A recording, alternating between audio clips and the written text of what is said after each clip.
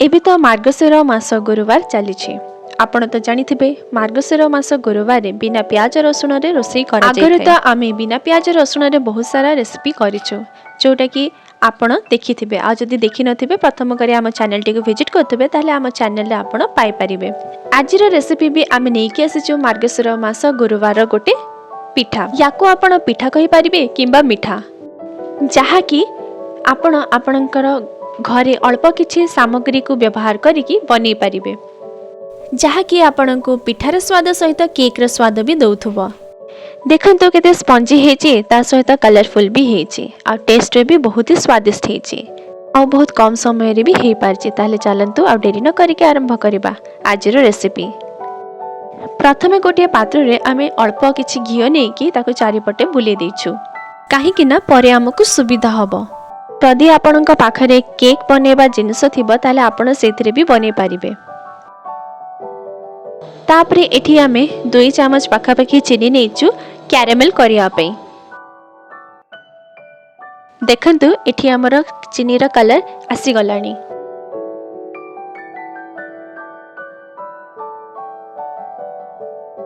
देखंतु एबे हमर सुगर कैरेमल रेडी ही सरची। एबे ताकू आमे सेही पात्र रे पकेई दबा जोथिरे आमे ऑलरेडी घियो लगे की रखिथिले।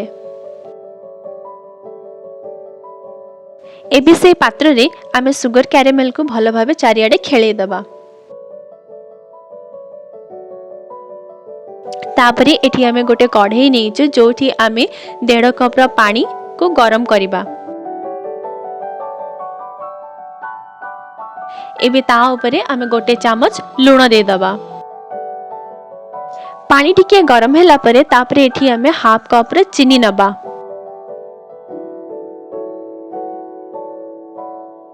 एबे देखंतु हमर चीनी पाखापाखी मिसी आसिलानी। एबे ता ऊपरे आमे इलायची को कुटी की पके दैछे। तापरे एठी आमे 5 रु 6 पीस काजू नेइछु आ पिस्ता बादाम नेइछु जोटा कि आमे हल्का छेचिछु। आमे एठी छेचि कि नउछु, जदि आपण चाहिबे ताको आपण काटी की भी व्यवहार करि परिबे। तापरे एठी आमे ताको पानी रे पके दैछु। आपण जदि चाहिबे या सहित आपण नडिया कोरा को भी पके पारिबे, बट एठी आमे ओनली ड्राई फ्रूट्स ही यूज करिछु। तापरे एठी आमे गोटे कप सुजी नउछे।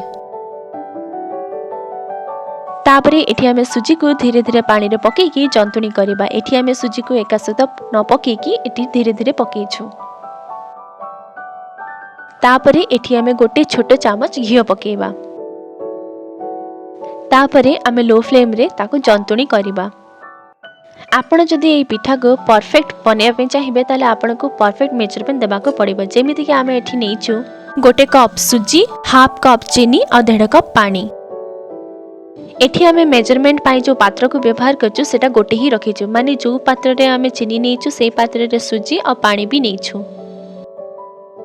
एठी आमे जो लूण व्यवहार करथिले ताकू आमे मिठा बैलेंस करबा पई ही व्यवहार करिथिले।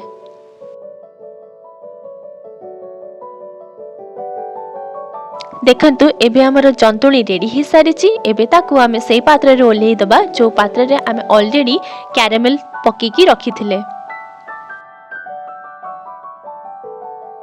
तापरे सेट पई एठी आमे गोटे चामच रे ताकू भलो भाबे प्रेस करि दैछे।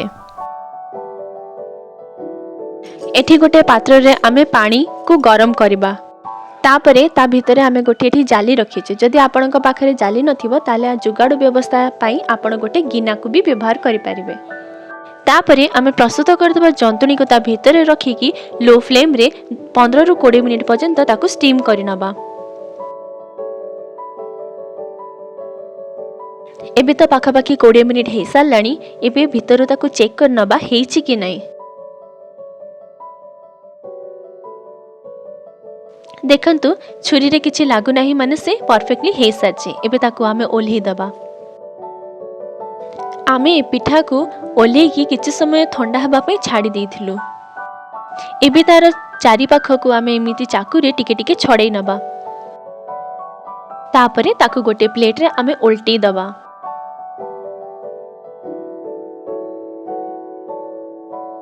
देखंतु लागुछि ना पूरा केक भलिया। ସେଇଥିପାଇଁ ମୁଁ ୟାକୁ କହିଥିଲି ଆଗରୁ ଯେ ସ୍ୱାଦ ଦେବ ଆପଣଙ୍କୁ ପିଠା ଭଳିଆ ଆଉ କେକ୍ ଭଳିଆ ବି।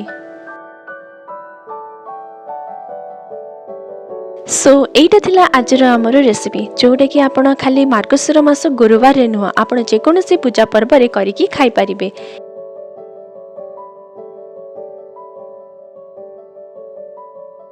ଆପଣ এই ରେସିପିକୁ ନିଶ୍ଚିନ୍ତ ଥରେ ଘରେ କରିକି ଦେଖନ୍ତୁ, ନିଜେ ବି ଖାଆନ୍ତୁ ଆଉ ସମସ୍ତଙ୍କୁ ଖୁଆନ୍ତୁ, ଆଉ କମେଣ୍ଟରେ ମଧ୍ୟ ଲେଖିକି ଜଣାନ୍ତୁ ଆପଣଙ୍କ ରେସିପି କେମିତି ହେଇଥିଲା। ଆଜି ପାଇଁ ଏତିକି, ପୁଣି ଥରେ ଦେଖା ହେବା ଗୋଟେ ନୂଆ ଭିଡ଼ିଓ ନୂଆ ଭ୍ଲଗ ସହିତ। ଯିବା ଆଗରୁ ଯଦି ନୂଆ କରି ଚ୍ୟାନେଲଟିକୁ ଭିଜିଟ୍ କରୁଛନ୍ତି ତାହେଲେ ତଳେ ଦିଆଯାଇଥିବା ବେଲ୍ ଆଇକନକୁ ପ୍ରେସ୍ କରିକି ଚ୍ୟାନେଲଟିକୁ ସବସ୍କ୍ରାଇବ୍ କରିନିଅନ୍ତୁ। ଆଉ ଭିଡ଼ିଓଟି ଯଦି ଭଲ ଲାଗେ ତାହେଲେ ଲାଇକ୍ କରନ୍ତୁ, ସେୟାର କରନ୍ତୁ। ଜୟ ଜଗନ୍ନାଥ।